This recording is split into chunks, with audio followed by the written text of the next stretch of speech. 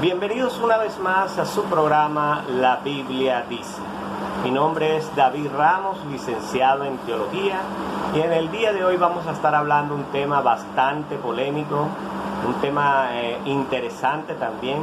El tema es la música cristiana. Bueno, la música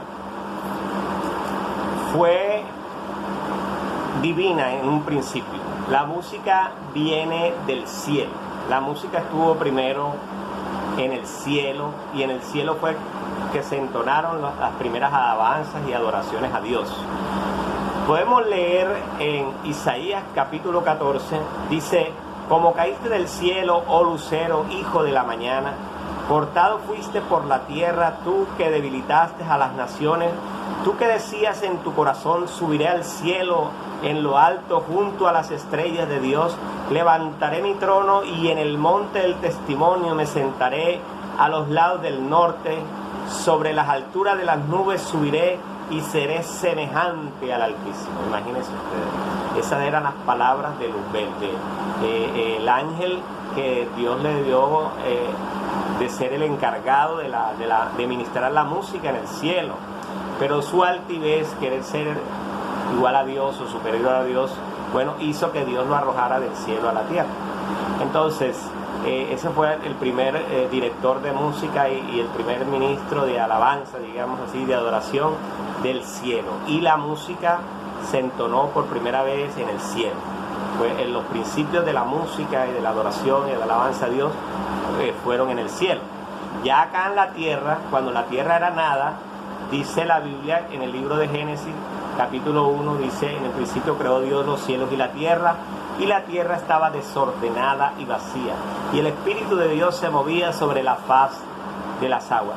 Y dijo Dios: sea la luz, y fue la luz. Entonces, el primer sonido de voz que se produjo aquí en la tierra fue el de la voz de Dios, diciendo que se hiciera la luna, la estrella, la naturaleza, los árboles, todo. Posteriormente a eso, ya cuando los animales estaban aquí en la tierra y estaba el mar, el río y toda la creación de Dios, entonces ellos emitían también unos sonidos. Entonces ustedes pueden ver que el mar tiene su sonido, el río tiene su sonido, hay animales que emiten sonidos, hay animales que parece que cantaran, hay pajaritos que su silbido parece que fuera en la entonación de una melodía. Entonces, que de hecho los grandes músicos se han inspirado también en esas melodías naturales, melodías de la naturaleza, para componer sus grandes obras artísticas. Entonces, el primer sonido aquí en la tierra fue la voz de Dios, y las primeras músicas fueron de la naturaleza que Dios creó. Ahora, más adelante dice la Biblia que en Génesis 4:21 dice: y el nombre de su hermano fue Jubal, el cual fue padre de todos los que tocan arpa y flauta. Entonces, ¿quién es Jubal? Jubal es hijo de Caín. La Biblia dice que Jubal fue el padre de todos los que tocaban instrumentos de arpa y flauta. Fue el creador de esos instrumentos. Fue, me imagino yo, porque la Biblia no lo dice, pero me imagino yo que aparte de crear el instrumento también lo ejecutaba. No sé si lo sabía tocar bien, porque la Biblia no lo dice, pero digamos que fue el primer músico que habla la Biblia. Por ahí escuché por internet que decían que como Jubal es hijo de Caín, descendencia de Caín, entonces Jubal era malo, era pecador, era del diablo, era del demonio, y no es así, porque Jubal, la Biblia no dice que Jubal hacía lo malo delante de los ojos de Dios, y no podemos juzgar a Jubal solamente porque es hijo de Caín. O sea, esa afirmación de que Jubal es pecador, es malo, es perverso, es un hijo del diablo, porque simplemente es hijo de Caín, eso es falso, totalmente falso. Vamos a leer en la Biblia dice claramente en Ezequiel capítulo 18, versículo 20, dice: el alma que pecare, esa morirá. El hijo no llevará el pecado del padre, ni el padre llevará el pecado del hijo, La justicia del justo será sobre él y la impiedad del impío será sobre él. Es decir, los hijos no van a heredar el pecado de sus padres. Por tal razón, Jubal, por ser hijo de Caín, no heredó el pecado de su papá. Puede que de pronto haya sufrido las consecuencias de la maldición o del castigo de Dios que Dios puso sobre Caín. Puede que él haya sufrido pues gracias a que su papá no era bendecido, pero de ahí a heredar el pecado de Caín, eso es totalmente falso. Quiere decir que Jubal en ningún momento es malo, es perverso, ¿no? La Biblia no lo dice, nosotros tampoco lo decimos, porque es un principio de la hermenéutica. Todo lo que la Biblia calla, nosotros también lo callamos. Si la Biblia no lo dice, nosotros tampoco lo decimos. Ok, entonces, Jubal, simplemente la Biblia se enfrasca en decir que Jubal era un músico, es el padre de la música universal, de los músicos, de todos los músicos aquí en la tierra, porque fue el primero que inventó un instrumento musical. Ustedes saben que primero fue el arpa, la flauta, y que del arpa, más adelante, posteriormente, es que crean con las cuerdas la guitarra, y con las cuerdas se crea el piano porté, que es un piano que un martillito que toca una cuerda y sale un sonido. O sea, es el mismo principio, pero de las cuerdas es que salen todos esos instrumentos musicales. O sea que Jubal es el padre de la música aquí en la tierra.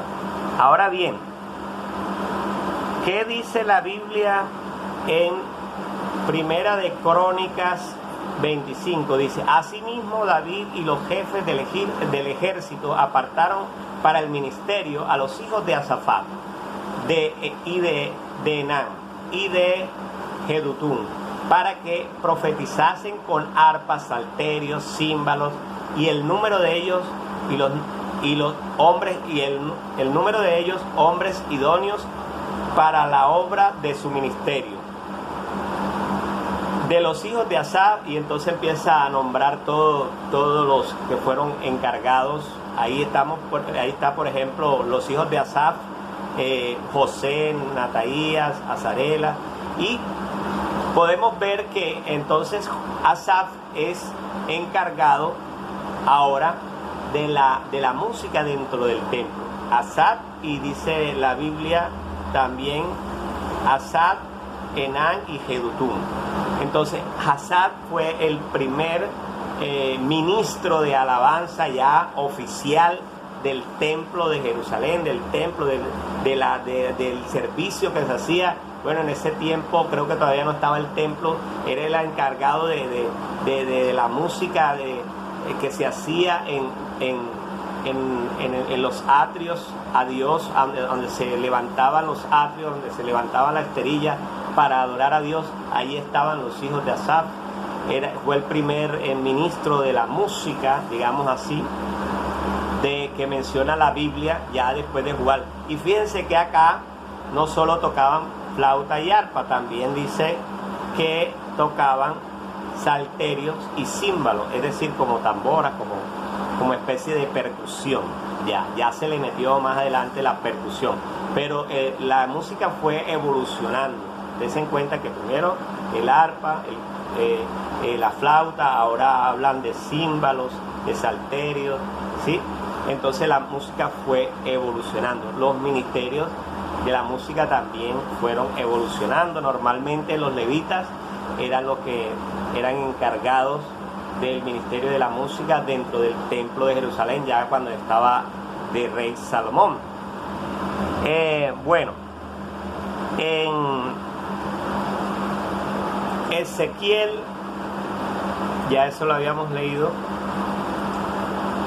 Entonces en Ezequiel nos habla claramente que Jubal no es un músico malo ni perverso, sino que Jubal es el padre de toda la música aquí en la tierra y responsable de crear el arpa y la flauta. ¿Quién le dio la sabiduría a Jubal para crear el arpa y la flauta? Fue Dios. Dios es el que da la sabiduría. Y como Dios le da esa sabiduría, bueno, para crear el arpa, Dios sabía que, porque Dios ve el futuro, Dios sabía que esa arpa que iba a crear Jubal, más adelante era la arpa que iba a tocar David, que iba a servir para que fuera llevado al templo, donde el rey Salomón, donde el rey Saúl, perdón, y allí él fuese bendecido y terminara siendo rey de Israel. O sea, todo es un plan de Dios. Si no se hubiese creado el arpa, pues David no hubiera aprendido a tocar el arpa y no lo hubiese llamado, o de pronto lo hubiesen llamado de otra manera. Pero mire cómo Dios hace la conexión de todo. Entonces, la música cristiana es un género musical que tiene o que se ejecuta en diferentes contextos. La música cristiana como tal normalmente es de contexto religioso, es decir, es una música que se entona, que se canta dentro de las iglesias. Ahora, hay dos conceptos que se manejan dentro de las iglesias con la música cristiana. El primero es la adoración. La adoración es el acto de reverencia, devoción a Dios. Se adora a Dios como un ser supremo, excelso, poderoso, santo. ¿Eso qué quiere decir? Que adoramos a Dios por los atributos que Él tiene, por lo que Él es. Él es santo, poderoso, grande, eterno. Entonces nosotros adoramos a Dios de esa manera. Bueno, Señor, tú eres santo, tú eres poderoso, tú eres grande, tú eres humilde, tú eres rey, tú eres Señor. Cuando nosotros estamos pronunciando esas palabras, estamos en un acto de adoración. Ahora bien, muchos teólogos consideran que hay otros actos dentro del servicio de la obra de Dios que también se consideran como adoración. Por ejemplo, el servicio a Dios dentro del templo se considera un acto de adoración. Por ejemplo, ofrendar, diezmar también se considera un acto de adoración. Orar a Dios también se considera un acto de adoración. Otro concepto, pero entonces tenemos claro que adorar a Dios es, o lo adoramos, o adorar a Dios es reconocer que Él es santo. O sea, lo adoramos por lo que Él es. Ahora bien, la alabanza es exaltar las obras, ya no la esencia de Dios, no que Dios es santo, poderoso, no, ya. En la alabanza vamos a exaltar es lo que Dios hace en la tierra, en su obra y con las personas que le sirven.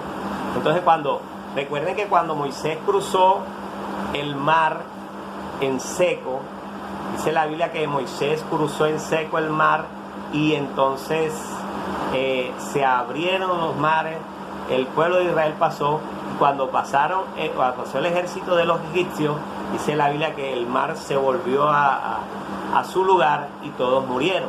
Cuando ellos llegaron al final del recorrido, Moisés entonó una canción, ustedes la han escuchado en un ritmo como de cumbia, digamos así, que es la canción, pero también se escucha también en ritmo de balada, que es esa, pero en realidad es un texto que está en la Biblia, que dice: grande y maravilloso son tus obras, Señor Dios Todopoderoso, justos y verdaderos son tus caminos, Rey de los santos. O sea, empieza a hablar Moisés de la grandeza de las obras de Dios. Mire esto que acaba de hacer Dios, que acaba de destruir a nuestros enemigos que querían asesinarnos, querían matarnos.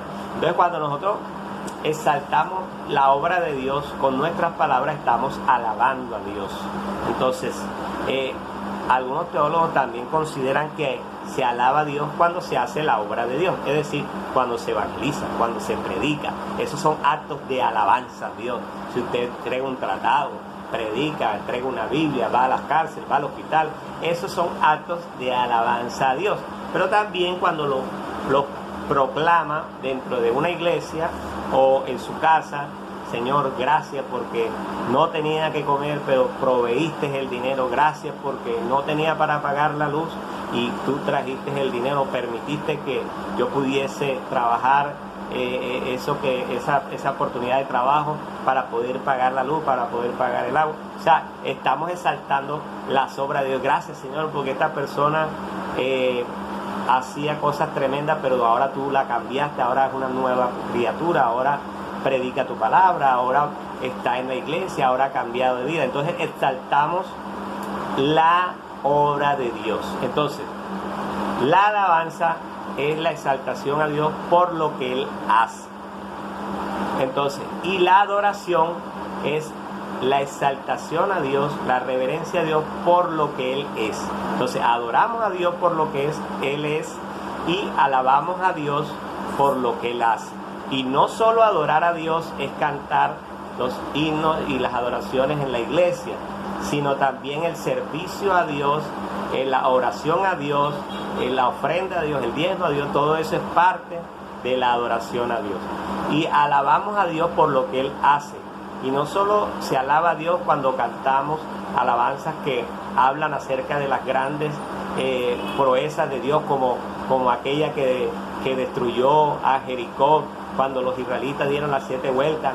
No solo eso, sino que también cuando se hacen actos de la obra de Dios, como evangelizar, predicar, repartir tratados, ir a los hospitales, a las cárceles. Entonces también estamos en un acto de alabanza a Dios, estamos alabando a Dios.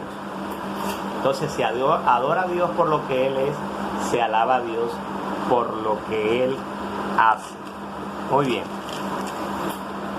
Hay una diferencia, ahora sí me voy a ir metiendo ya en lo que es la música cristiana como tal. Hay una gran diferencia, y recuerden que nosotros estamos hablando del punto de vista teológico, ya, porque cada pastor tiene su libertad y su autoridad para considerar en la iglesia lo que se debe hacer y lo que no se debe hacer. Simplemente nosotros estamos hablando de la palabra de Dios, del punto de vista teológico, y cada quien, según su doctrina, va a hacer lo que considera. Entonces, hay una gran diferencia entre ser siervo de Dios que ministra la música, salmista, adorador, y artista, es decir, músico profesional. Y en este ámbito sería músico profesional cristiano. ¿Por qué? Porque nosotros a veces confundimos lo uno con lo otro. Si yo soy músico profesional y ejecuto, por ejemplo, la trompeta, yo vivo de eso, mi profesión es la música y yo vivo de tocar la trompeta, por decirlo así. Si eso quiere decir que yo voy a trabajar como mariachi, en una orquesta, en diferentes lugares donde no necesariamente se va a adorar y glorificar el nombre de Dios, porque ese es parte de mi trabajo. Ahora, si la iglesia me llama para que yo toque la trompeta dentro de la iglesia, es posible que algunos pastores me soliciten, me pidan que no toque ese instrumento en los lugares donde no se adora y se glorifica a Dios. Pero resulta de que esa es mi profesión, ese es mi trabajo.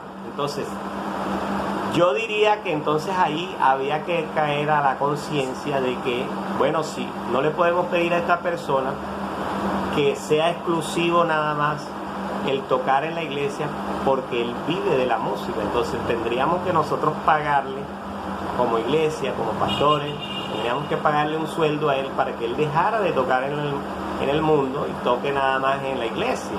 Porque si nosotros le decimos, no, toca aquí en la iglesia nada más, pero él no tiene otra cosa que hacer, no sabe hacer otra cosa, entonces él va a pasar trabajo, necesidad, y si nosotros económicamente no le vamos a ayudar, pues va a ser difícil. Entonces ahí la opción sería que la iglesia le dijera, bueno, nosotros te vamos a pagar, o nosotros te vamos a dar una ayuda económica para que tú no tengas que ir a tocar a los otros lugares donde tú tocas y seas exclusivo solamente aquí de la iglesia. Esos son los músicos profesionales cristianos, que son artistas, que estudiaron la música, que duraron 5 años en Bellas Artes.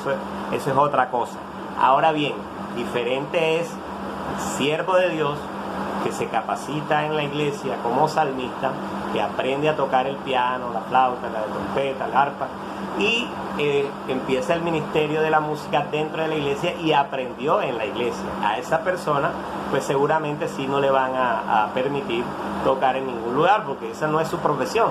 Seguramente él estudió otra carrera y tiene como hobby tocar la música y le gusta pues pertenecer al ministerio de la música.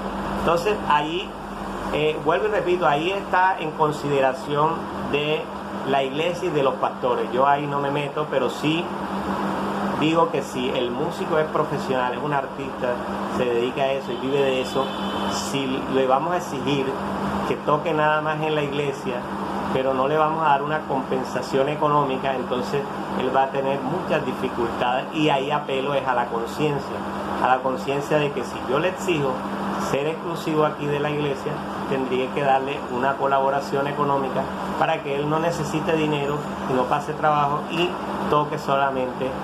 De lo contrario, él, aunque usted le diga que no toque, él va a seguir tocando porque él vive de eso. Ese es su trabajo. Entonces, él va a tocar en la iglesia, va a tocar con los mariachis, va a tocar en la iglesia, va a tocar con las orquestas. ¿Por qué? Porque ese es su trabajo, eso es profesión.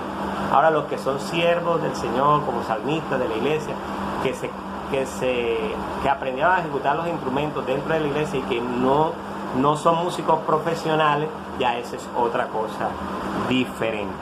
Entonces, eso es para hacer la salvedad, la diferencia que hay entre un músico profesional cristiano y un siervo de Dios, adorador de Dios, salmista, que fue levantado en la iglesia como músico.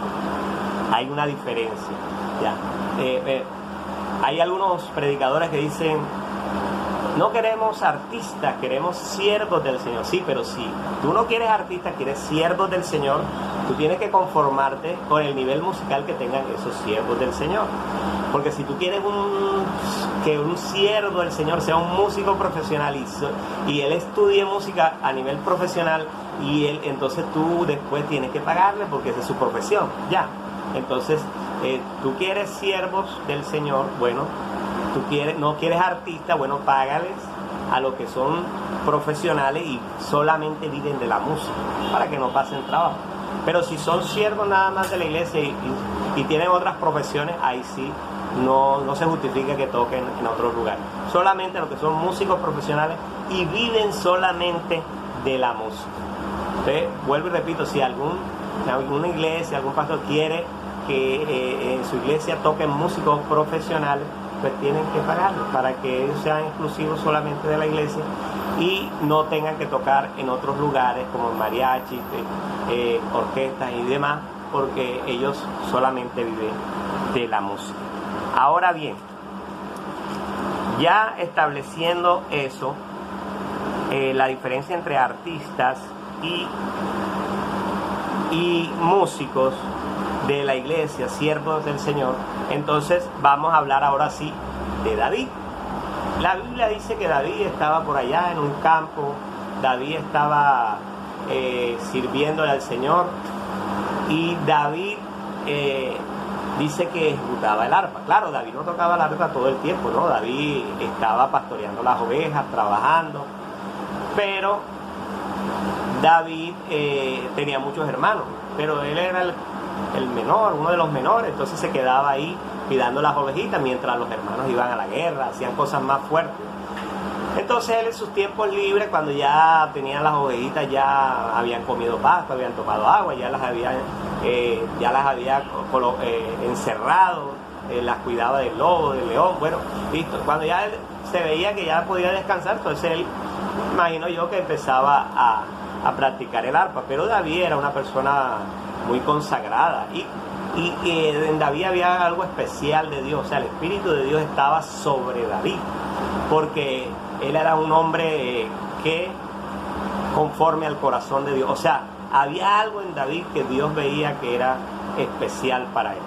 Entonces Dios, como Dios bendice a su siervo, así como le dio sabiduría a Jubal para crear ese instrumento musical y ser el padre del arpa y de la flauta y de todos los músicos aquí en la tierra, también le dio sabiduría a David para ejecutar ese arpa.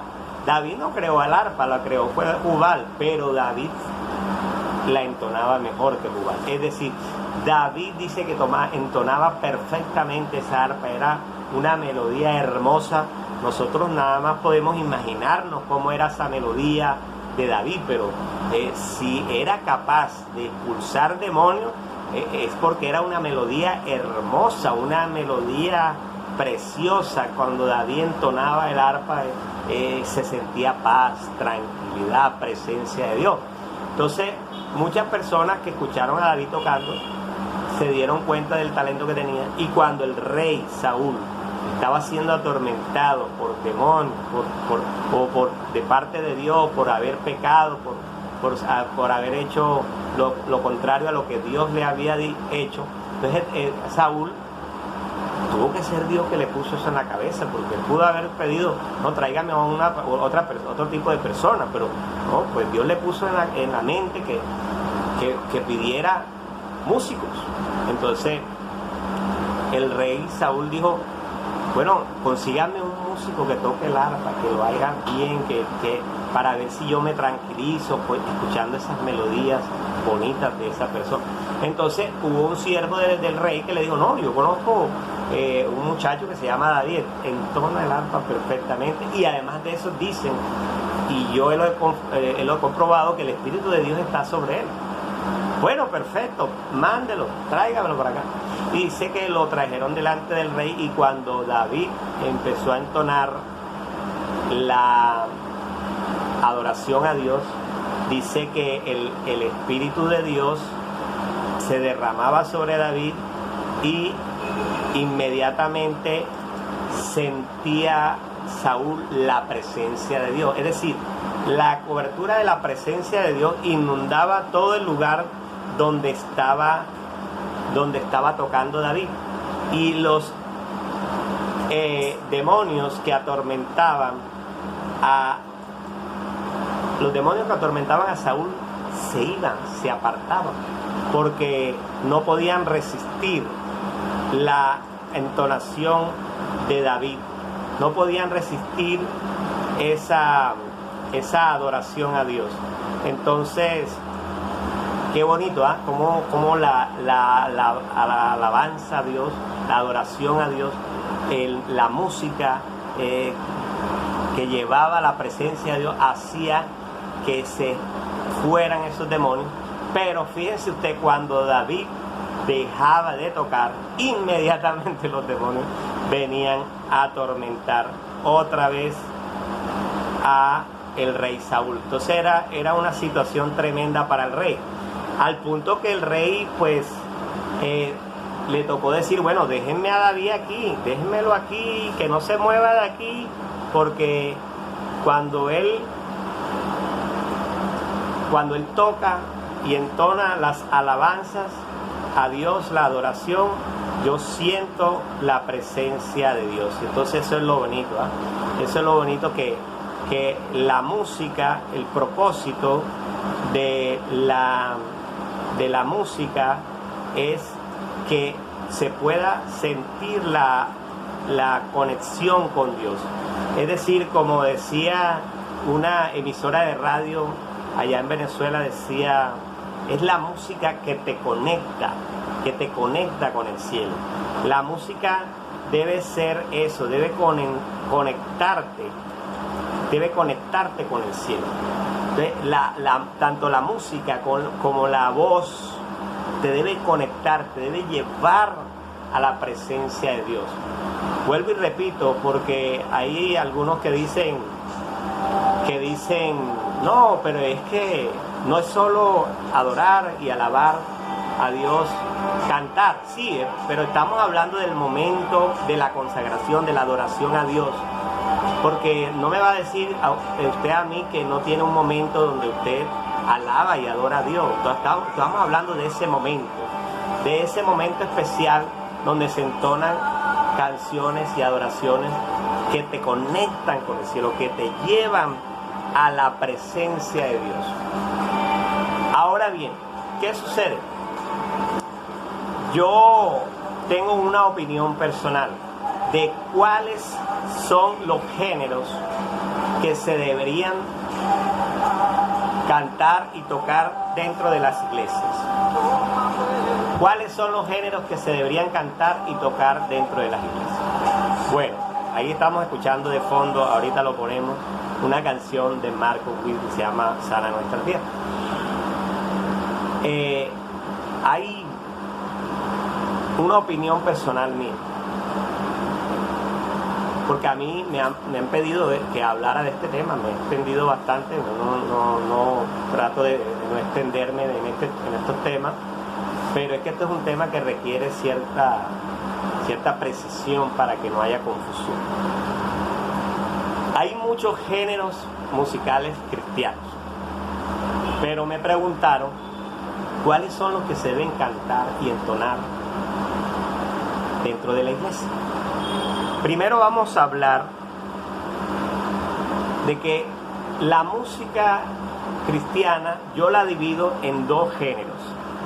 La primera es la música para escuchar. ¿Cuál es la música para escuchar? Ojo, para escuchar. ¿Dónde? En la casa, en la finca, en el parque, en el carro, en el campamento, en cualquier lugar donde usted esté. ¿Cuál es la música que debería escuchar usted? Bueno, música cristiana. Música cristiana. Esa es la música que usted debería escuchar. Pero hay muchos géneros musicales. Está, por ejemplo, la salsa cristiana, el merengue cristiano, el reggaetón cristiano, la champeta cristiana, la bailable cristiana, la música tecno cristiana, la música rock cristiana. Hay muchos géneros musicales que hay para tocar y para cantar, pero esos géneros musicales, para mi concepto, son única y exclusivamente para escuchar, o para escuchar, pero no en el templo, no en la iglesia, no, sino en cualquier otro lugar que no sea la iglesia. ¿Por qué? Porque el trasfondo de esos géneros musicales tienen un trasfondo distinto al eclesiástico, al cristiano, al de la Biblia. Por ejemplo, el reggaetón, si usted estudia la historia del reggaetón, se dan cuenta de que su inicio habla de la sexualidad y de todo eso. Entonces, no es una música que fue inspirada para adorar a Dios. La salsa fue creada para movimientos del cuerpo. El merengue también fue creado para movimientos del cuerpo. Entonces, usted tiene que saber que esos géneros musicales usted los puede escuchar si a usted le gusta. Por ejemplo, el vallenato. Si a usted le gusta escuchar vallenato, yo conozco mucha gente que le gusta escuchar vallenato.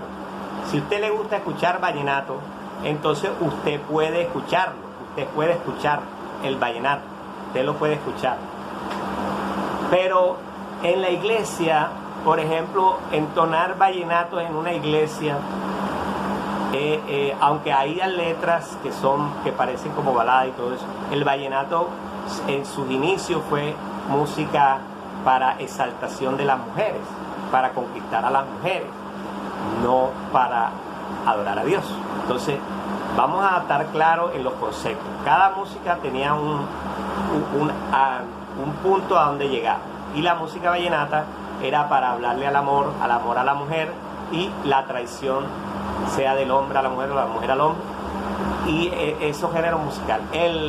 La champeta también es un ritmo urbano, un ritmo de calle, un ritmo africano, que es típico aquí en Barranquilla. En otros lugares, en África, Suráfrica, también es muy típico, y ya la champeta pues a nivel internacional también se ha expandido. Pero entonces la champeta en el género cristiano también es algo que se puede escuchar, pero en la iglesia no se debería, es mi concepto. Todos esos géneros musicales no se deberían entonar ni tocar dentro de la iglesia. Ahora, ¿cuáles son los géneros musicales que se deberían entonar y tocar dentro de las iglesias? Número 1, las alabanzas a Dios. ¿Cuáles son las alabanzas a Dios? Pues las canciones que alaban a Dios por lo que Él hace, ¿cierto? Por ejemplo, esas canciones como Eres Todopoderoso, El Reina, o sea, canciones que ustedes ya conocen, saben el tipo de canción que se puede cantar. Las adoraciones que son tipo balada normalmente y que normalmente son cantadas por cristianos que entonan como Marco Witt, hay muchos cristianos que entonan. Entonces, las alabanzas y las adoraciones, eso sí les digo, van a depender del tipo de doctrina o del tipo de aceptación que tenga la iglesia y el pastor de la iglesia. Porque si es muy radical, pues él va a decir, bueno, vamos a tener en cuenta también no solo que la música de adoración sea bonita, sino que también el testimonio de quien la esté cantando. Entonces, si tienen en cuenta el testimonio, entonces van a ser, se va a reducir más la lista y van a ser más selectivos a la hora de escoger los cantantes para lo que es la adoración. Ahora, para la alabanza igual. Los que son estrictos pues van a seleccionar que el testimonio del que esté cantando sea también bueno, y los que no son tan estrictos pues van a aceptar todas las alabanzas. Entonces, para mi concepto, en general, las alabanzas, las adoraciones son las que se deben entonar dentro de la iglesia. También los himnos. Hay iglesias como la Bautista, la Presbiteriana y muchas iglesias más. Por ejemplo, los pentecostales cantan el himnario de gloria y triunfo. Entonces es muy bonito. Ahí tiene muchas canciones bonitas, hermosas, que hablan de Dios, que hablan de la Biblia. Y esas canciones son las que se deberían entonar en las iglesias. Y la cuarta es los coros.